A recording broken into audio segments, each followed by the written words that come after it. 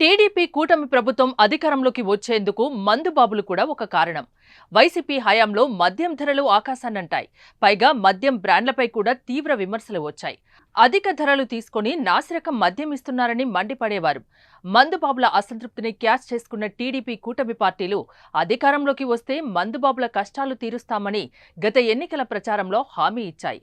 చంద్రబాబుతో పాటు పవన్ కళ్యాణ్ లాంటి నాయకులు కూడా రాష్ట్రంలో జే బ్రాండ్లను తరిమికొట్టి మంచి మద్యాన్ని అందిస్తామని హామీ ఇచ్చారు. ఇక ఎన్నికల్లో గెలిచాక పాత మద్యం పాలసీని చంద్రబాబు ప్రభుత్వం రద్దు చేసింది. ప్రభుత్వ మద్యం షాపులు పోయి అక్టోబర్ 16 నుంచి ప్రైవేటు మద్యం దుకాణాలు ఏర్పాటయ్యాయి. ప్రభుత్వ మద్యం దుకాణాల స్థానంలో వేలంలో దక్కించుకున్న వారి ఆధ్వర్యంలో మద్యం దుకాణాల్ని ఏర్పాటు చేశారు. మళ్లీ పాత బ్రాండ్లను అందుబాటులోకి తెచ్చారు. అయితే చంద్రబాబు ప్రభుత్వం వచ్చాక మద్యం ధరలు భారీగా తగ్గుతాయని ఎదురుచూసిన మందుబాబులు ప్రస్తుత ధరల విషయంలో కాస్త అసంతృప్తిగా ఉన్నారు. కొత్తగా రూ. 99 బ్రాండ్ని తీసుకొచ్చి మిగిలిన బ్రాండ్ల ధరలను పాత ధరలనే కొనసాగించింది.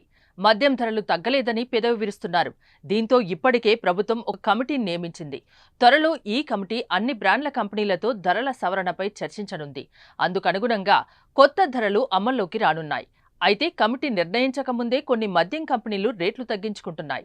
తాజాగా 3 ప్రముఖ బ్రాండ్లు ధరలు తగ్గించుకున్నాయి.